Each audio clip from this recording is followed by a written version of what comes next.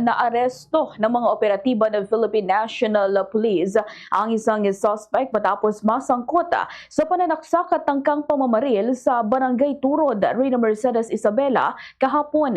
Kinalala ang biktima sa alias na Manny, 38 years old, construction worker, habang ang suspect ay alias Antonio, 52 years old, kapwa-residente ng naturang barangay. Sa investigasyon, bandang 3:00 ng hapon ay magkakasamang nagiinuman ang dalawa sa ilalim ng puno nang mauwi sa mainitang pagtatalo. Sa gitna ng komprontasyon, sinaksak umano ng suspect ang biktima sa hita gamit ang patalim. Hindi pa rito nagtapos ang insidente matapos umuwi umano ang suspect at bumalik na may dalang 12 gauge ng shotgun at tinangkang barilin ang biktima.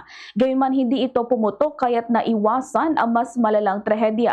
Agad na rumesponde ang mga tauhan ng Reyna Mercedes Municipal Police Station na nagresulta sa pagkakaaresto ng suspect. Dinala naman sa ospital ang biktima para sa agarang lunas.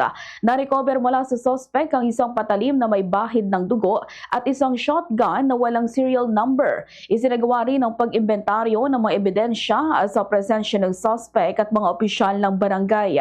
Kasalukuyan ang inihahanda ang mga kasong kaugnay ng pananaksak at paglabag sa Republic Act 10591 o Comprehensive Firearms and Ammunition Regulation Act. Paalala ng Isabela Police Provincial Office ng labis na pag-inom ng alak at init ng ulo ay maaring mauwi sa karahasan at inihikayat ang publiko na idulog sa otoridad ang anumang alitan upang maiwasan ang kapahamakan.